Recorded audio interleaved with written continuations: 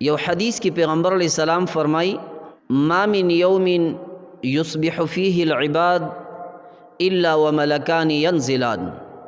داسی یو سحر نشته چې پاغي کې مسلمانان سبا کی او دغه ورځ راوخیږي مگر دو فرشتے د الله رب ذوالجلال د طرفنا دنیا طرف ته نزول کوي. فیقول احدهما اللهم اعطي منفقا خلفا، دغه دوانو کې یوا الله پاک تدا عرض کې الله کم خلق چې خرج کوون کې دي ستا په لار کې صدقه کوون کې دي اغوی له داغه بدل ورکا. او ويقول الاخر